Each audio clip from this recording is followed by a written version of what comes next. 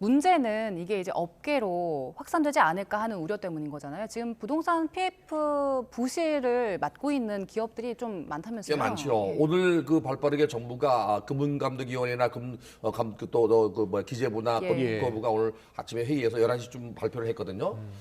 지금 부실 지구가 있거나 부실이 많은 경우 자본 대비 자기 자본 대비 부채 비율이 높은 데는 아마 관리하지 않겠나. 그래서 정부도 지금 태형건설 같은 경우는 약 한 480%의 자기 자본 비율 부채입니다. 예. 네. 근데 이거 말고도 다른 건설사들도 100% 이상 넘는 데가 많거든요. 예. 이건 사전에 아마 정부가 좀 관리를 할 것 같아요. 네. 그리고 아마 건설사 자체도 지금 아마 이런 태형건설의 이거 워크아웃 때문에도 비상경영 체제로 갔을 거예요. 교수님 그 부채 비율 480%라는 게 어느 정도나 높은 겁니까? 자본금이 100억인데 만약에 400억이 넘는다는 거죠, 부채가. 네. 자기 자본 대비. 예. 네. 좀 주요 건설사 PF 대출 보증 잔액을 저희가 정리를 해드렸는데 태형건설뿐 아니라 현대건설, GS건설, 롯데건설, 대우건설도 PF 대출 보증 잔액이 상당액입니다. 네. 물론 저게 다 부실이라는 뜻은 아니죠. 그렇죠. 예. 부채 비율인데 이제 저게 이제 분양돼서 분양금이 들어오게 되면 상환할 내용들이죠.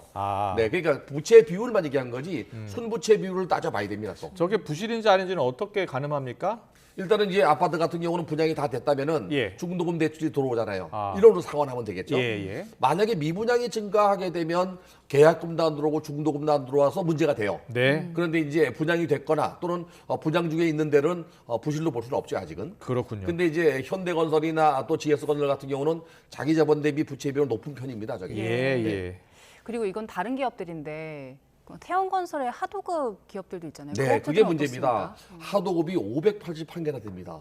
네. 그리고 하도급과 계약 맺은 게 한 회사에 2개씩 계약한 것도 있기 때문에 모든 건설사가 다 하도급이 있잖아요. 네, 예. 모든 데 하도급이 있습니다. 문제는 이제 원청 회사가 부도가 나게 되면 중간에 있는 그 하청업자가 또 부도가 나고 예. 또 재하청 가는 경우도 있거든요.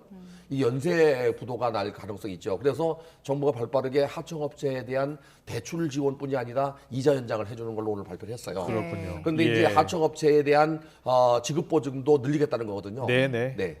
태형건설이 오늘 워크아웃 신청하고 나서 업계에서 들리는 얘기는 어떻습니까? 이 태형건설 말고는 뭐 더 이상 번지지 않을 거라는 그런 기대심이 있어요. 사실은 이제 고금리와 그 고분양가, 소위 말하는 원가가 올라가는 자재값 상승이 문제가 되거든요. 예. 근데 건설사들은 뭐 모두 숨죽이고 있지만은 더 이상 번지지 않기를 바라는 이유 중에 하나가 예전에 강원랜드 사태가 있었잖아요. 예. 근데 그게 2천억이 넘었었는데도 조용했거든요. 근데 이거는 좀 얘기는 달라요. 지금 현재 9월 달에 FF 잔액이 134조 3천억이나 됩니다. 네. 엄청 크지요. 예. 그래서 건설사들이 부동산 시장이 침체되고 만약에 고금리가 지속된다면 네. 피해갈 수 없는 회사들이 있을 거라고 예상하고 있어요. 그렇군요. 일각에서는 지금 이게 자금을 이제 빌려준 회사는 금융권 아닙니까? 그렇죠. 제1금융권도 있고 2금융권도 있고요.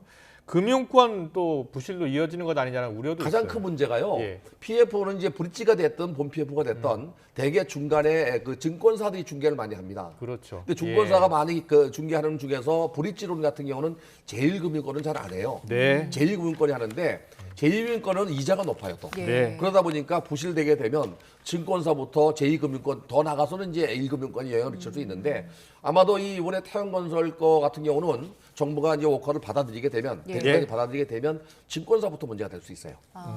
이게 아직 뭐 금융권까지 위기가 번질까는 좀 더 지켜봐야 하는 그렇죠. 상황이지만 금융권에도 위기가 번지면 어떻게 될까요? 우선은 금융권까지 번지게 되면 제2금융권부터 먼저 문제가 될 것 같습니다. 신용금고라든지 저축은행부터 문제가 되고요. 그 다음에가 이제 1금융권인데 1금융권까지는 가지 않을 거라고 봐요 저는. 예, 지금 뭐 가장 민감하게 반응하는 곳은 주식시장이 될 것 같아요. 그렇죠. 금융시장, 주식시장은 지금 어떻게 움직이고 있습니까? 건설 시장의 그 주가는 거의 떨어진다고 봐야 됩니다. 예. 건실하게 뭐 잘 나가는 건설사가 많지 않기 때문에 그리고 건설 시장이 대부분 PF로 사업을 하기 때문에 이번에 태형건설 사태로 건설주는 막 상당히 많이 하락하지 않겠나는 생각이 들어요. 예.